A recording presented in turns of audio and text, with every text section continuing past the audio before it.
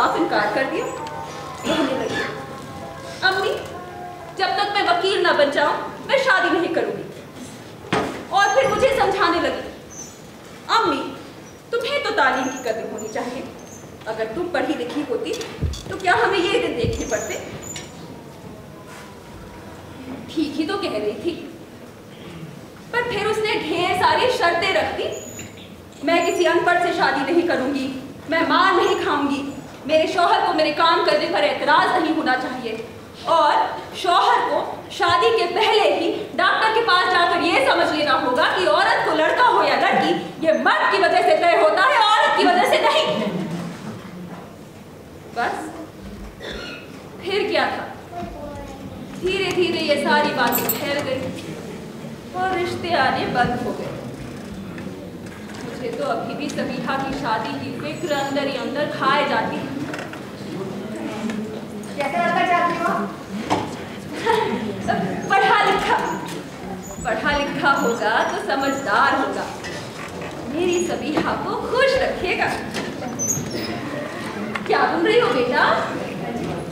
अपने हस्बैंड के लिए बेटर। अच्छा, तो इतनी परेशान क्यों हो? नहीं, ये नमूना मुझे समझ नहीं आ रहा था। एक घर उल्टा, दो घर सीधे, दो घर उल्टे, एक घर सीधा। एक फंदा भी अगर गिर जाए तो पूरा फिर से बुनना पड़ता है। सो दो, छोड़ दो ना इसे, कोई नया नमूना ट्राई करो। वही घिसे पिटे नमूने लेकर रोती रहती है जब देखो। अरे उधेड़ दो ऐसे नमूनों को जो तुम्हें इतना परेशान करें।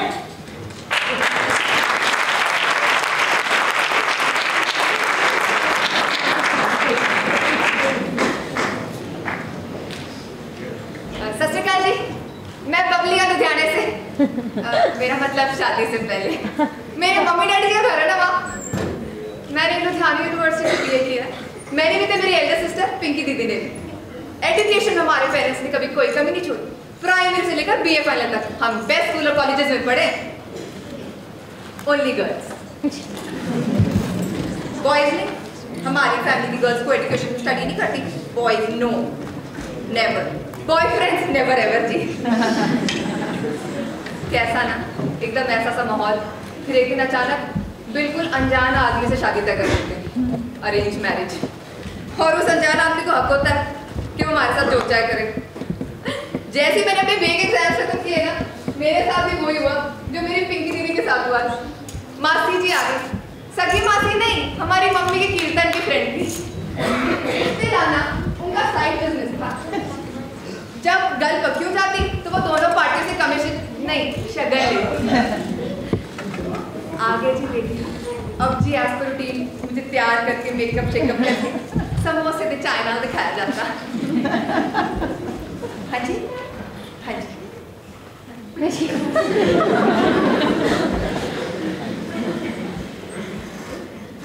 सत श्री अकाल जी, सत श्री अकाल जी, सत श्री अकाल जी। अब मासी जी के डायलॉग शुरू। हाय मैं सदके, हाय मैं रानी अपनी बबली दे, पैर जी दे भाई साहब मैं दोनों की दशा ठंडी बबली दे लखा में चिकनी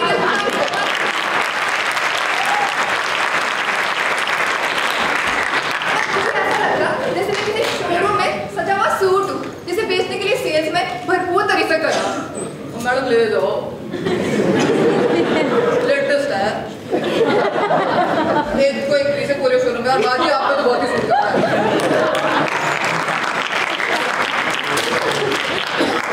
और जब ये कहते हैं कि लड़की घरेलू और सुशील है, मतलब कि उसने आज तक किसी भी मर्द को आंख उठा के नहीं देखा है। मेरा भी बड़ा मन होता कि मैं पूछूं कि जो मुझे देखने आए हैं ये भी क्या घरेलू और सुशील है।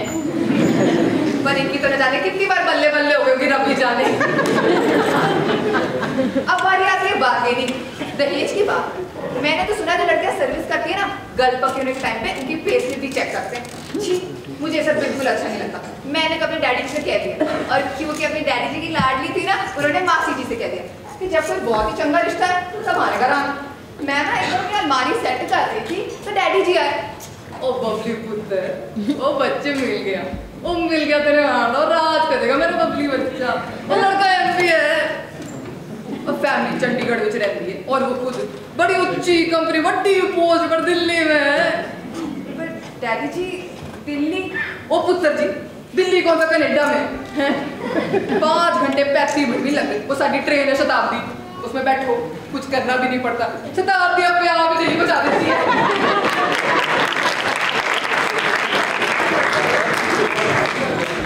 लो जी, अब मुझे इनसे मिलाया गया, mister Amandeep Singh Kohli.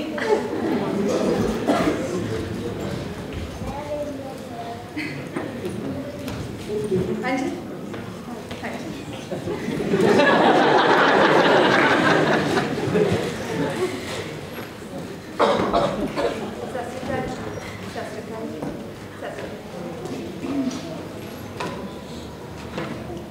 And I was very lucky. इन्होंने मुझे सिलेक्ट कर लिया।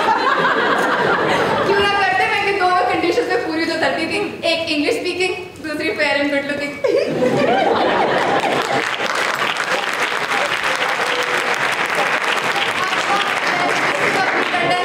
मिसेस बबली अमनदीप कोहली हो गई। हमारी शादी में बड़े सारे फंक्शन हुए थे, हल्दी, मेहंदी, सगन, संगीत, लेडी संगीत, कॉकटेल, लावा फेरे, रिसेप्शन में तो बड़े सारे लोग आए थे, पूरा पंजाब भी आ गया था। बड़े कंटैक्ट थे मेरे डैडी के।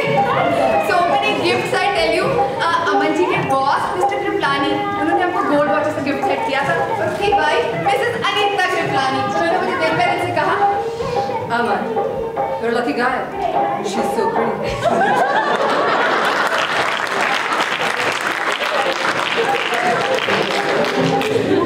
Very nice.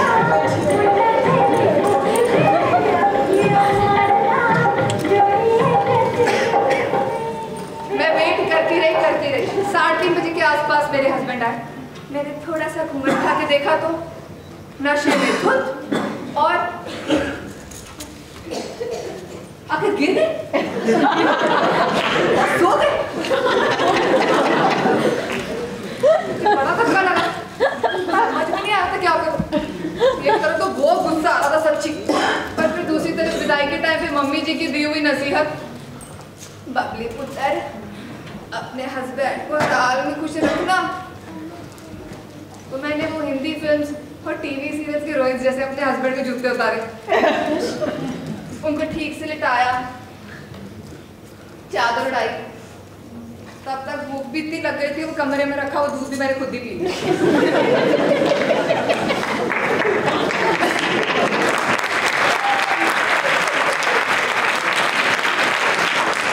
इतने दिनों का एक्साइटमेंट, इंतजार और फिर ऐसा, मैं करूँ भी तो क्या, चुप करके सो गई। 5:30 बजे के आसपास मेरे हस्बैंड उठ गए और मुझे भी हिलाकर उठा दिया और फिर मेरे साथ जबरदस्ती करने लगे।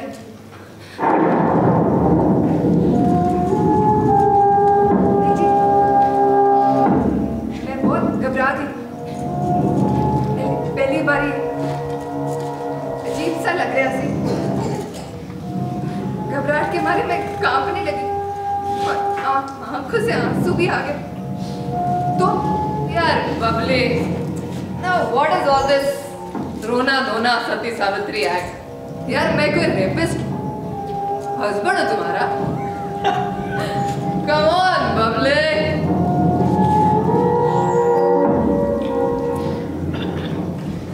उसके बाद जो मेरे साथ हुआ उसकी याद मेरे दिल पर आज भी हथौड़े की तरह पड़ती है। सुबह उठ के बोले, बबली डॉलर, रात में थोड़ा ड्रंक था, but I'm sure you enjoyed yourself, हाँ? मैं क्या कहती? धीरे-धीरे ये मुझसे बोर होने लगी। यार बबली तुम्हारे साथ तो रात गुजारना ऐसा हो गया यार जैसे किसी ठंडी मरी मछली के साथ। नो सैटिस्फैक्शन यार, खुशी नहीं होती यार। मैंने ये बात अपनी पिंकी दीदी से शेयर करी तो पिंकी दीदी ने मुझे समझाया, बबली ज्यादातर ये मैचो मैन सोचते हैं कि वो इतने हॉट हैं कि वो जिस औरत को भी हाथ लगाएंगे वो बर्फ की तरह। जबकि असलियत तो ये है कि औरत क्या किसी चुईया को भी खुश नहीं कर सकती।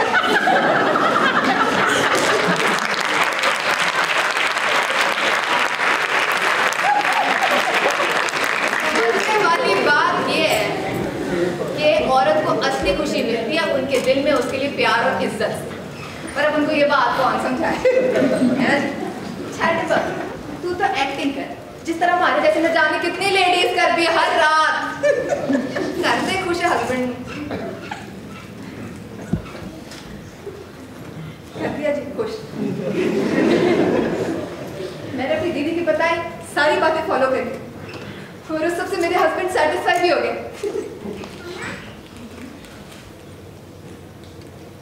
पर मेरी खुशी, मेरी भी तो कुछ तमन्नाएं हैं, मेरी भी कुछ इच्छाएं। सारा जीवन हर रात एक नाटक की तरह तो नहीं जिया जा सकता।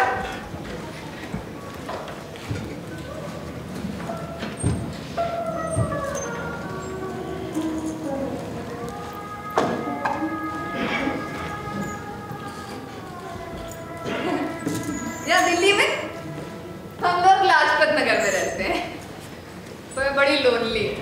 अभी किसी से फ्रेंडशिप नहीं हुई ना यहाँ, सिवाय मेरी कॉलेज की फ्रेंड रहती है यहाँ पे फरीदा, पर वो भी ज्यादा मिल नहीं पाती। जॉइंट फैमिली में रहती है ना, उसकी मदर इन लॉ भेजती नहीं उसको हमारे घर, और जब मैं उसके घर जाती हूँ ना तो मुझे अपने घर की बड़ी याद आती है। जॉइंट फैमिली ना, मम्मी डैडी जी, चाची, सीबो चाची। सीबो चाची मुझे और पिंकी दीदी को बहुत प्यार करती है। उम्र कैद जैसे जिंदगी जियो ना, बड़े गरीब घर की थी, माँ बाप ने मजबूरी में शादी। हमारे चाचा जी मेंटली रिटार्डेड थे। वो कहते हैं ना आजकल मेंटली चैलेंज तो सीबो चाची के लिए था। वो दिन रात चाचा जी की सेवा करते, हमारे दादाजी बीजी के आगे पीछे नौकरों के जैसे घूमे। उन्हें चाचा जी से 2 बच्चे भी थे, 2 क्या संभाल तो वो 3। चाचा जी तो खुद से टॉयलेट भी नहीं जा सकते थे ना। रात चाचा जी को बड़ा बुरा फिट आया और उसी में उनका हार्ट फेल हो गया। चाची को तो ऐसा सदमा लगा। बीजी, हमारी बीजी आज तक चाची को कोसती है, कहती है अरे वाह इसने साथ दिया होता तो मैं ऐसा दिन ना देखना पड़ता। अरे इससे ज्यादा क्या साथ देती। मुझे ना एक बात समझ नहीं आती, ऐसे कैसे होता है कि औरतों की सबसे बड़ी दुश्मन बन जाती है। आप बताओ मुझे, सॉरी टू से, पर कितने मर्द जो किसी मेंटली रिटार्डेड औरत से शादी करेंगे। चलो छठो, कोई रब ने भी ना बड़ा सोच के सारी सेवाएं, सारी कुर्बानी औरतों की तरह लिखी। पर सच्ची बड़ा मन हो रहा है कुछ दिन लुधियाने लगाई आऊं, याद आ रही है बड़ी। पर शादी के बाद अभी खुद की भी कितनी रिस्पॉन्सिबिलिटी हो जाती है, और ये रोटी तो मेरे हाथ की खाते। सर्वेंट है, सर्वेंट इज देयर। फिर कहते हैं बबली सब्जी तो तू ही बनाया कर, and night time I always like गरम phulka, then tell me what to do where will I go. और मैंने तो बताया नहीं, हमने घर भी तो शिफ्ट कर लिया है। ग्रेट क्लास पार्ट 4, इतना बड़ा हाउस, बड़ा पॉश एरिया साढ़े दिल्ली का। बड़ी खुश हुई मैं। हाँ कभी एक बार चाटे लगा देते हैं, ऐसे थोड़ी ड्रिंक करके तो कोई भी लगा देता है।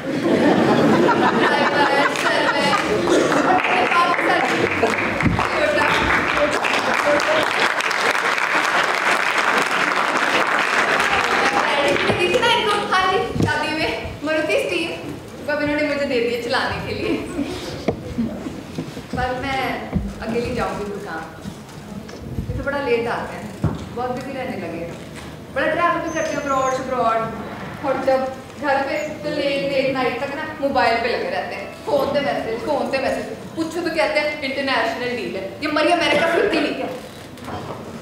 चलो जी कोई नहीं, मैं कुछ कहूँ तो मुझे चुप करा देते ना, बबली तू तो सो जा, तेरी तबीयत ठीक नहीं है। वैसे बात तो सही, मेरी तबीयत ठीक नहीं है। I have to go in the morning my pregnancy test. सवेरे मैं बड़ी जल्दी उठ गई, ये ना सो रहे थे, मैं फटाफट तैयार हुई और अपनी मारुति स्टीम खुद चला के लेडी डॉक्टर के यहाँ गई।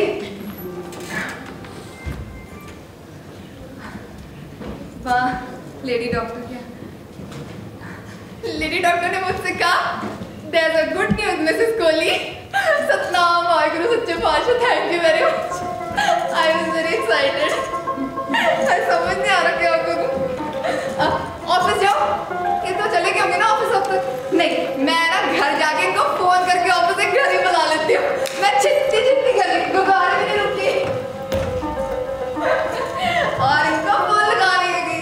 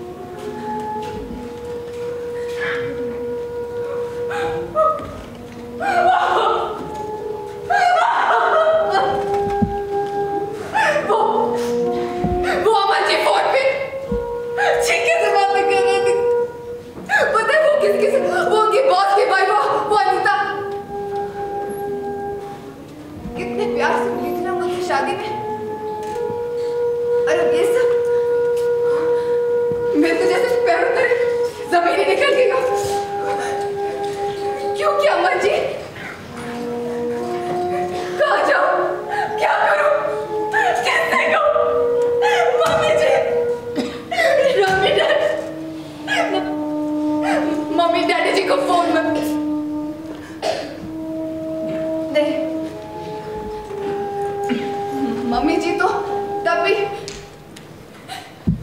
पर डैडी जी एकदम टूट जाएंगे.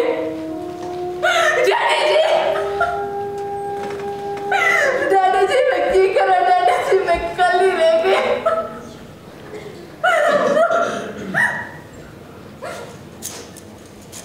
लेकिन मैं चुप नहीं रहूंगी, मैं चुप नहीं रहूंगी.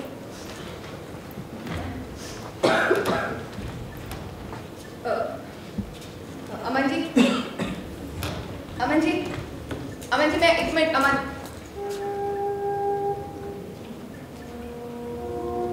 चले गए. मैं एक मिनट कह रही. Bubbly I am getting late, है मेरा रश. मैंने तो शायद ये भी नहीं याद कि आज सवेरे में बहुत जल्दी हो रही थी ना, ऑफिस जो जाना था. मुझे नफरत हो रही आपसे अमन जी, मुझे नफरत हो रही आपसे, आपकी एक एक चीज से, आपकी ऑफिस से, आपकी प्रमोशन से, इस घर की एक एक चीज से. मत हो रहा है कि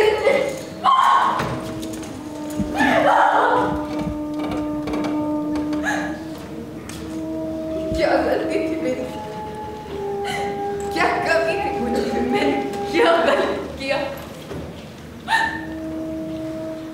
पर फिर विदाई के टाइम पे मम्मी जी की दी हुई नसीहत, बबली पुत्र अपने हर बहन को हर हाल में खुश रखना.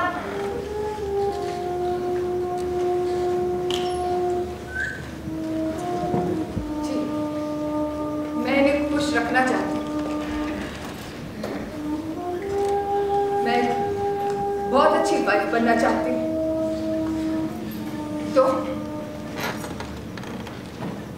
मतलब मैं अंधी, बहरी और गूंगी बन जाऊं? क्यों? क्यों मर्दों का हक होता है कि वो सैकड़ों अफेयर करे और फिर भी फरिश्तों जैसे बने रहे?